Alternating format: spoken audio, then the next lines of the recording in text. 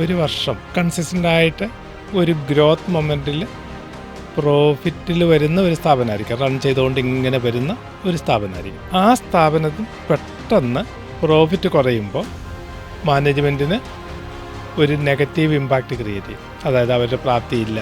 Management team, അതായത് ഞാൻ പറഞ്ഞത് CEO, CFO അങ്ങനെയുള്ള ആൾക്കാർക്ക് അത് ചിലപ്പോൾ പെട്ടെന്ന് ബെയർ ചെയ്യാൻ പറ്റുമെന്ന് വരും. ഇതിലിപ്പോൾ ഏറ്റവും ബെസ്റ്റ് അസറ്റ് മോഡൽ എന്ന് പറയുന്നത് ചെറിയ ക്യാപിറ്റലിൽ ബിസിനസ് ചെയ്യുക എന്നുള്ളതാണ്. അതായത് ലൈറ്റ് അസറ്റ് മോഡൽ എന്നാണ് പറയുന്നത്. അപ്പോൾ ഇതുപോലെ റെഗുലറായിട്ട് എക്സ്പെൻസസ് അസറ്റിലേക്ക് ഇങ്ങനെ കൂട്ടി വന്നാൽ കുറേ കാലം കഴിയുമ്പോൾ ഇങ്ങനെ ചെയ്ത അസറ്റിന് യാതൊരു വാല്യൂ ഈ സ്ഥാപനത്തിൽ ക്രിയേറ്റ് ചെയ്യാൻ പറ്റില്ല. കൺസിസ്റ്റൻ്റ് ആയിട്ട് ചെയ്താൽ ഇത് കൊളാപ്സാണ്. പെട്ടെന്നൊരു പ്രോഫിറ്റ് കാണിക്കാൻ വേണ്ടിയിട്ടാണ് ചെയ്തത്. ആ ബൂസ്റ്റ് ചെയ്ത പ്രോഫിറ്റിൻ്റെ ഇൻകം ടാക്സ് 30% അന്നേരം തന്നെ പോയി.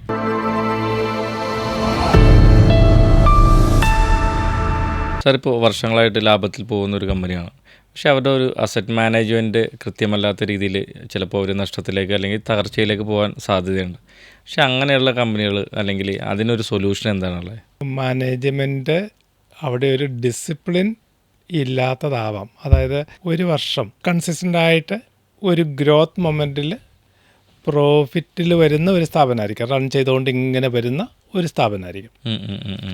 ആ സ്ഥാപനത്തിൽ പെട്ടെന്ന് പ്രോഫിറ്റ് കുറയുമ്പോൾ മാനേജ്മെൻറ്റിന് ഒരു നെഗറ്റീവ് ഇമ്പാക്റ്റ് ക്രിയേറ്റ് ചെയ്യും. അതായത് അവരുടെ പ്രാപ്തിയില്ല എന്നൊക്കെ പറഞ്ഞിട്ടുള്ള ഒരു നെഗറ്റീവ്. അപ്പോൾ ആ ഒരു മാനേജ്മെൻറ്റ് ടീം, അതായത് ഞാൻ പറഞ്ഞത് CEO, CFO അങ്ങനെയുള്ള ആൾക്കാർക്ക് അത് ചിലപ്പോൾ പെട്ടെന്ന് ബെയർ ചെയ്യാൻ പറ്റുമെന്ന് വരില്ല. അതായത് ഞാൻ പറഞ്ഞത് ഇതിൻ്റെ ഓണേഴ്സ്, പ്രൊമോട്ടേഴ്സ് അല്ലെങ്കിൽ അവരുടെ ഷെയർ ഹോൾഡേഴ്സൊക്കെ ചോദിക്കുന്ന ചോദ്യങ്ങൾക്ക് ഉത്തരം പറയുമ്പോഴുള്ളൊരു മടി വരും. അപ്പോൾ അവർ സാധാരണ ചെയ്യുന്ന ഒരു ചെറിയ തെറ്റായ ഒരു പ്രവണത, ഞാൻ എൻ്റെ ഒരുപാട് കേസ് അനലൈസ് ചെയ്തതിൽ 1-2 കേസ് വന്നതാണ് ഞാനിവിടെ ഷെയർ ചെയ്യുന്നത്. അതിലൊന്ന്, അവർ എക്സ്പെൻസസ് എടുത്ത് ക്യാപിറ്റലൈസ് ചെയ്യുകയാണ് ചെയ്യുന്നത്. അപ്പോൾ എക്സ്പെൻസസ് എടുത്ത് ക്യാപിറ്റലൈസ് ചെയ്യുമ്പോൾ പ്രോഫിറ്റ് കൂടി നിൽക്കും, കഴിഞ്ഞ കൊല്ലത്തെ പോലെ തന്നെ നിൽക്കും. എക്സ്പെൻസസ് എടുത്തിട്ട് ക്യാപിറ്റലൈസ് ചെയ്യുകയാണ്. അപ്പോൾ അതിൻ്റെ എഫക്റ്റ് വരുന്നത് അസറ്റ് അല്ലാത്ത ഒരു എമൗണ്ട് അസറ്റായിട്ട് അക്കൗണ്ട് ചെയ്തു. അത് സാധാരണ കാണുന്നത് ഈ നോൺ കറണ്ട് അസറ്റിന് അതിൽ നിന്ന് പ്രോപ്പർട്ടി, പ്ലാന്റ്, എക്യുപ്മെൻറ്റ് അത് തൊടാനുള്ള സാധ്യത കുറവാണ്. കാരണം വെച്ചാൽ അത് എല്ലാ പ്രാവശ്യവും ഈ ടാക്സിങ് അതോറിറ്റി വളരെ ക്ലോസ് ആയിട്ട് മോണിറ്റർ ചെയ്യുന്നതും അതിൽ വരുന്ന അഡീഷനും ഡിഡക്ഷനും അവർ നന്നായി പരിശോധിക്കുന്നതാണ്. അപ്പോൾ അതിൽ സാധാരണ വരികയില്ല. ഈ നോൺ കറണ്ട് അസറ്റിൽ പ്രോപ്പർട്ടി, പ്ലാന്റ്, എക്യുപ്മെൻറ്റ് കഴിഞ്ഞിട്ട് ബാക്കി എന്തെങ്കിലുമൊക്കെ വരുന്നതിൽ ഇവിടെ എക്സ്പെൻസസ് ചെയ്യാത്ത ആ എമൗണ്ട് കൊണ്ടുപോയി ആഡ് ചെയ്ത് വെക്കും. കാരണം വെച്ചാൽ അങ്ങനെ ചെയ്താൽ ഒന്ന്, ആ എമൗണ്ടിനൊരു റിട്ടേൺ ഇല്ല. കാരണം വെച്ചാൽ അത് ഒരു കാരണവശാലും സബ്സിക്വൻറ്റ് ഇയേഴ്സിൽ ഒരു ഇൻകം ഏൺ ചെയ്യാൻ ഹെൽപ്പ് ചെയ്യില്ല. അസറ്റ് എന്ന് പറയുന്നത് ഇൻകം ഏൺ ചെയ്യാൻ സഹായിക്കുകയാണ് ചെയ്യുന്നത്. അതിനുള്ള ഒരു ബേസാണ്. ആ ബേസ് ഇവിടെ വർക്ക് ചെയ്യില്ല. ഇതിങ്ങനെ കൺസിസ്റ്റൻ്റ് ആയിട്ട് ചെയ്യുമ്പോൾ ഇന്ത്യയിലെ ഇപ്പോൾ ഏറ്റവും ബെസ്റ്റ് അസറ്റ് മോഡൽ എന്ന് പറയുന്നത് ചെറിയ ക്യാപിറ്റലിൽ ബിസിനസ് ചെയ്യുക എന്നുള്ളതാണ്.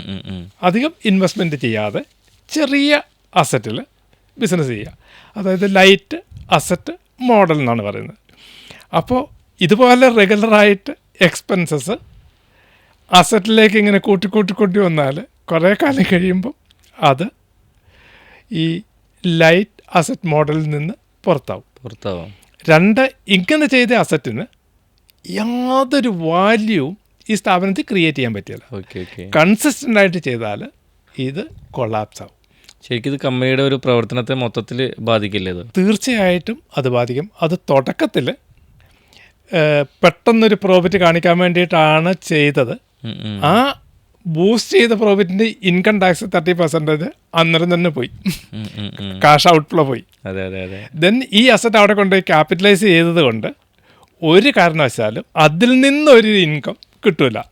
കാരണം വെച്ചാൽ ഒരു ലോങ് ലൈഫിൽ അതിനൊരു ബെനിഫിറ്റും ക്രിയേറ്റ് ചെയ്യാൻ കഴിയില്ല. മൂന്നാമത്, ഈ ലൈറ്റ് അസറ്റ് മോഡൽ എന്ന കോൺസെപ്റ്റ് അതിൽ നിന്ന് ഈ സ്ഥാപനം ഔട്ടാവും. ഏതെങ്കിലും ഒരു സമയത്ത് നല്ല ഒരു വാല്യുവേഷൻ അതോറിറ്റി ഈ യൂണിറ്റ് അക്വയർ ചെയ്യാൻ വരുവാണെങ്കിൽ അവർ ഈ അസറ്റ് എടുത്ത് ഓരോന്നോരോന്നും വാല്യൂ ചെയ്യുമ്പോൾ ഈ ബൂസ്റ്റ് ചെയ്തിരിക്കുന്ന അസറ്റ് കണ്ടുപിടിക്കും. അത് കണ്ടുപിടിച്ച് അത് മാർക്കറ്റിൽ ഫ്ലാഷ് ആയാൽ ഇൻവെസ്റ്റേഴ്സിൻ്റെ സെൻറ്റിമെൻറ്റ് നെഗറ്റീവ് ആവും. അവരന്നേരം തന്നെ കിട്ടിയ പൈസയ്ക്ക് അവരുടെ ഷെയർസ് വിറ്റ് പോകും. അതേപോലെ തന്നെ റേറ്റിംഗ് ഏജൻസീസ് ഉണ്ട്. ബാങ്ക് ലോണൊക്കെ നമ്മൾ പോകുന്ന സമയത്ത് റേറ്റിംഗ് ഏജൻസിയുടെ റേറ്റിംഗ് വെച്ചിട്ടാണ് നമുക്ക് ഫണ്ട് തരുന്നത്.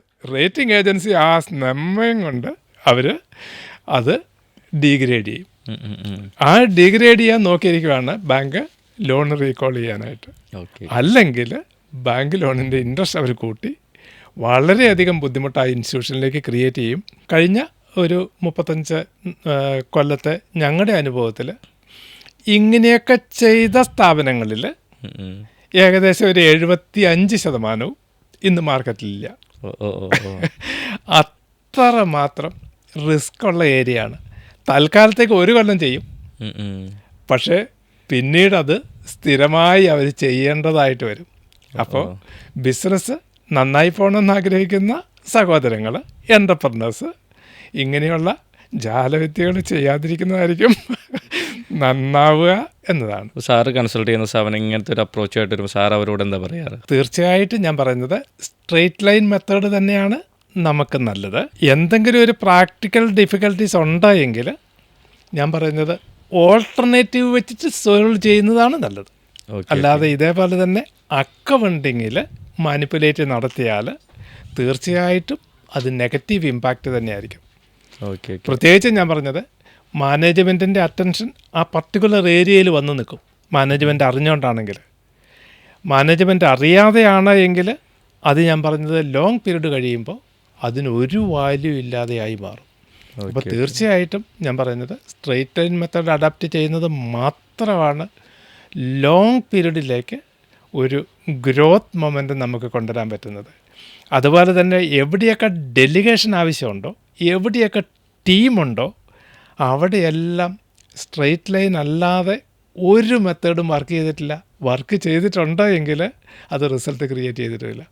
ഇങ്ങനെയുള്ള സ്ഥാപനങ്ങൾ ഞാൻ പറഞ്ഞല്ലോ, ഞങ്ങളുടെ അനുഭവത്തിൽ 35 കൊല്ലത്തെ അനുഭവത്തിൽ ഞങ്ങൾ പറയുന്നു, അങ്ങനെ ചെയ്ത അപൂർവം ചില സ്ഥാപനങ്ങളിൽ എടുക്കുകയാണെങ്കിൽ അവരിൽ 75% മാർക്കറ്റിലില്ല.